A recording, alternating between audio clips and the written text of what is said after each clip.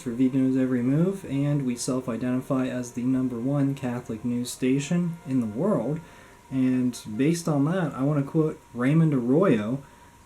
He interviewed Cardinal Mueller recently, and he said, before he interviewed the Cardinal, he said, "The Church and the bishops," referring to the USCCB, "have a choice to make.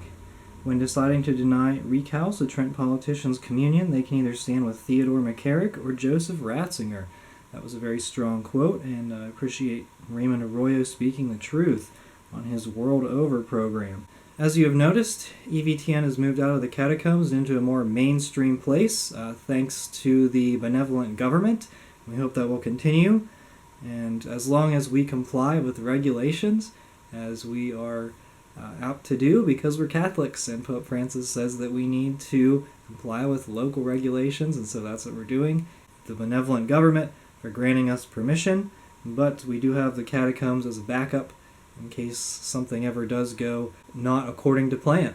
Now to move on to Vegano, back-to-back days, LifeSite posted a quote or a article from him, and in his first letter, both of which I've linked below, he talks exclusively about the forbidden topics that I'm not allowed to talk about on this platform. And he's talked about these things for a lot extensively for the past year, and so you can check that out in the link below. His second interview, it was an interview, he had an article in the interview.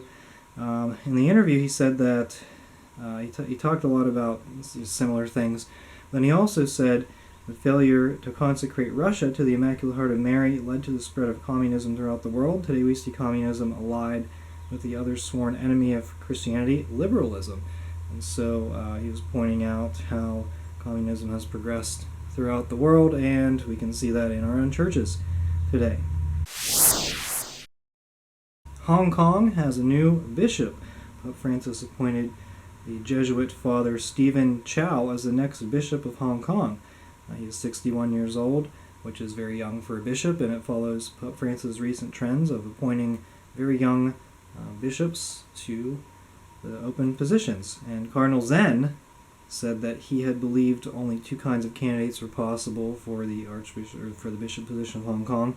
He said one who will be on his knees to Beijing, or one who is ready for martyrdom. And Zen's reaction to the appointment of Father Stephen Chow, or Bishop Chow, is now the Holy See seems to believe in a third position, and Father Chow seems to embody such hope.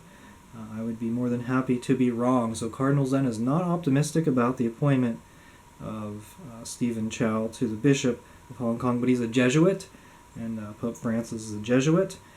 Hong Kong is not completely part of China. They're somewhat independent, although China has recently been trying to chip away at that independence and take away the freedom of Hong Kong. And so they wanted a bishop who would, I guess, sort of be in line with their ideals, and they have appointed the person that they think is best for the job. The Germans had their intercommunion service with Protestants, and as I had reported on EVTN last week, there wasn't a whole lot of coverage, but the National Catholic Register did cover it, and other places did cover it, so they did move forward with their intercommunion.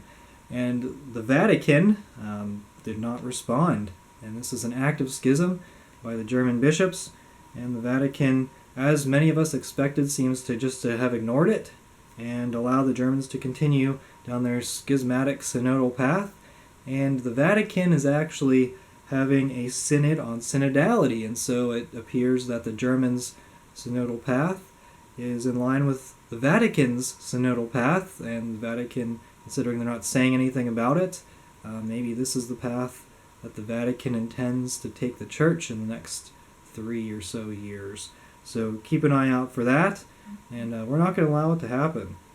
But that's going to be all right, because we have a lot of people that are supporting each other. We have a lot of people, a growing traditionalist movement, and so we're going to be able to resist, we're going to be able to overcome, and the church will not fade away into oblivion. We'll be able to withstand this extremely problematic time, possibly one of the worst situations in the church, in the history of the church, quite possibly the worst, who knows, but we'll overcome it.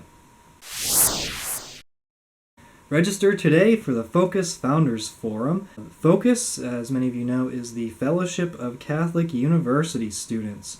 Now, this forum is October 28th to 31st, 2021, at the Ritz-Carlton in Laguna Niguel, California.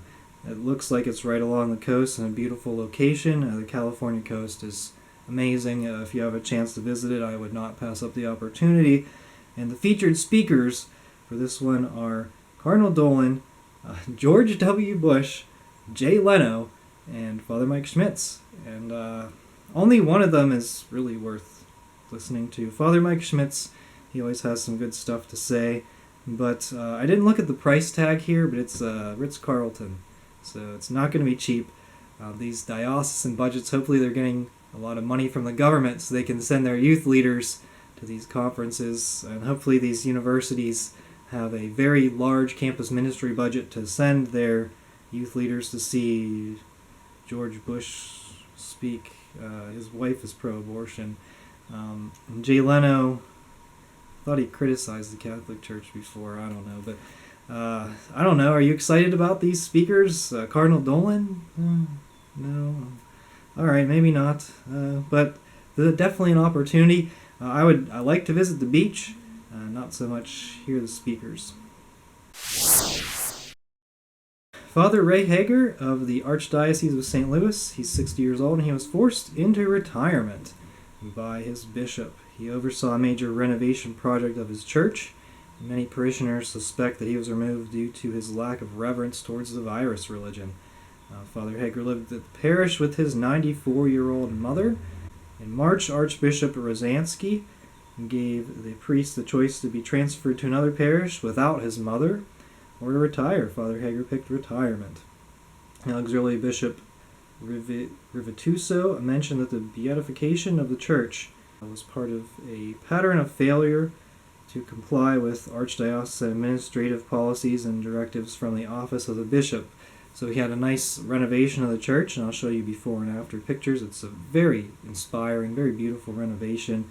There's a nice new high altar installed. The auxiliary bishop said this includes, part of his removal, this includes decisions regarding changes to the infrastructure of St. Barnabas Parish, some of which were made without seeking proper approvals, some of which were made in direct contrast to direction given by both Archbishop Emeritus Robert Carlson and most recently Archbishop Rosansky.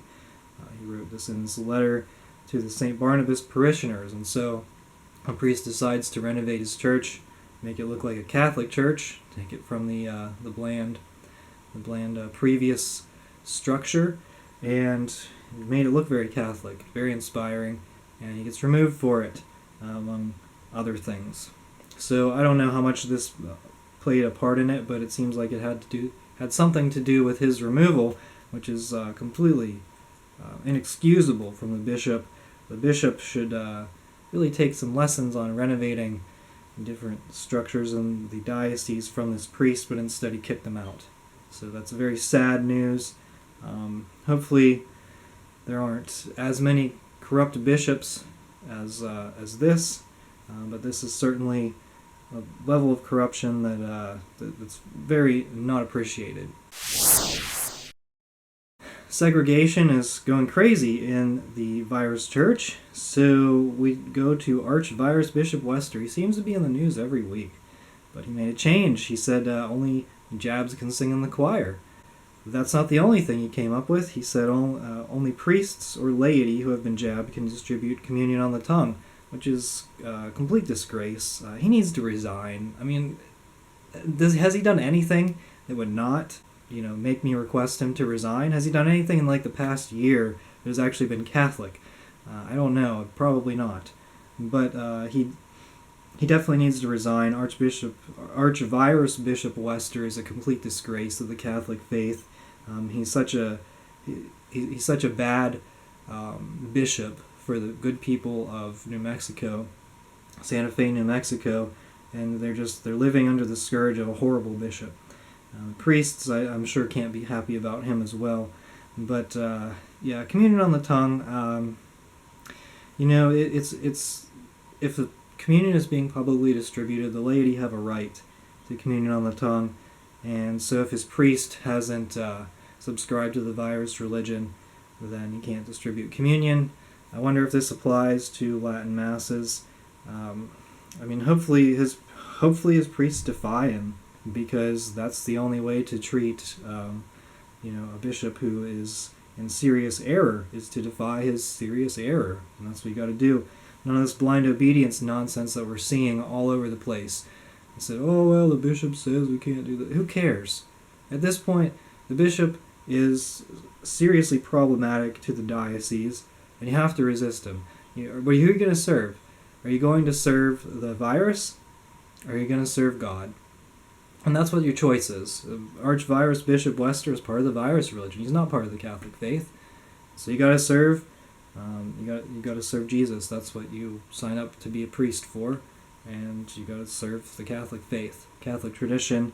And ArchVirusBishop Wester is not in line with the Catholic tradition, and so you got to reject his nonsense. And segregation also takes place in St. Louis. St. Louis seems like it's getting to be a pretty bad place. There's a church in St. Louis, Missouri, and the Jabs and the Jab-Nots are segregated in their church. So they have a section for the Jabs, a section for the Jab-Nots, and then the Jab-Nots are not permitted at the parish hall. So all are welcome, except those who politically disagree with you. And that's going to be the case anyway in the Catholic Church. I think that, for a lot of actual Catholics, all are welcome. And, priests have said this. All are welcome. But if you have ideas that are dissenting with the Catholic Church, you need to really reevaluate your priorities and don't present yourself for communion until you can come to terms with the Catholic faith. And then your political ideas, if your political ideas are not based on your religious ideas, then it's very difficult to be Catholic. And you really shouldn't present yourself for communion if your political ideas are in dissent with the Catholic Church teaching. And this leads me to a larger point in which there's segregation. But why would you want to attend a segregated church like this? Why would you want to attend a parish with a priest who is supporting the virus religion? It's a different religion. We're not part of the virus religion, and we need to reject it. So we need to find a church, and I think we need to find a church that supports the Catholic faith, not the virus religion. Now, it's easier said than done. If you live in a less populated area, you may have to drive pretty far to find one of those churches, and it leads me to the point, what if you're very isolated in the middle of nowhere, no other churches for several hours away, and you have a full-out virus priest? I don't know how people deal with that. So that's just a really sad situation. I'm sure there are parts of the world where there are completely priests who have completely sold out to the corruption network, the ideals of the United Nations, eco-theology, the complete nonsense that the Vatican's promoting, and they have no other options. And I don't know what you would do in that situation. I think you can consider yourself exempt from the obligation simply because there's no mass that's led by someone who is Catholic. If the priest really, and so this goes to a little bit of a deeper discussion about, is a mass valid and licit? Well, a mass is valid as long as the priest is validly ordained and he says the words of consecration. When the mass is not licit, if the priest is in mortal sin. And so if the priest is preaching heresy, then he would be in mortal sin, unrepentant mortal sin, and therefore his mass would not be licit. And so I don't know, should we attend a mass that's licit? Or should we attend a mass that's not licit? Because if we look at it, the Orthodox, their liturgies are valid but not licit. And so attending a Novus Ordo with a heretical priest is the same thing as attending an Orthodox divine liturgy. And so I don't know. These are really tough situations. I hope none of you watching have to deal with this situation. But what you need to do is find a mass where you can be sure that the priest is Catholic. He's fully Catholic. He's not on board with the virus religion. It's very hard to find at this point, but I think you need to have some discussions, figure that out, and hopefully it's not too inconvenient that you have to drive a significant amount of time to get to a parish every Sunday. And it's going to make holy days all that much more difficult if you have to drive a very far distance to find a parish that it promotes a reverent liturgy and actual Catholic teaching. And with that, that's all I have today. Kind of a short EVTN segment, but again, we're moving out of the catacombs for now. We still have the catacombs on speed dial in case, and I haven't thrown away my key. I have my key card, and hopefully it'll still work the next time I need to use the catacombs. But for EVTN News, we are taking this, we're taking it to a more mainstream place. And, I like to talk about all these different things. And you'll notice here that I use a lot of LifeSite news articles. It seems like LifeSite has a lot of good stuff. They're reporting on some topics that may or may not be discussed in the more mainstream news outlets. And also Catholic News Agency. I like a lot of their reporting recently. They've been pretty solid. National Catholic Register has Ed Penton writing for them. And of course, Canon 212 is a favorite of mine. I find a lot of my news on Canon 212. And if you have just a short time to research news, you can see what's going on his website. Frank Walker just spends, I don't know how many hours every day. I think he wakes up, gets online, browses through the news while he's doing everything. It's hard to imagine the life of Frank Walker, but he certainly covers a lot of the news. He finds pretty much everything. And that's good. That's good for this channel. That's good for you guys. And it's good to be informed on the things that are going on.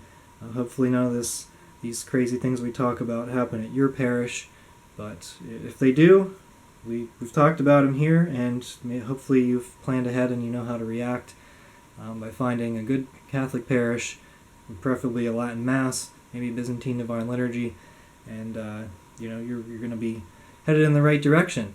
So happy Pentecost, and thank you so much for watching. We are the laity, and we will not be silent.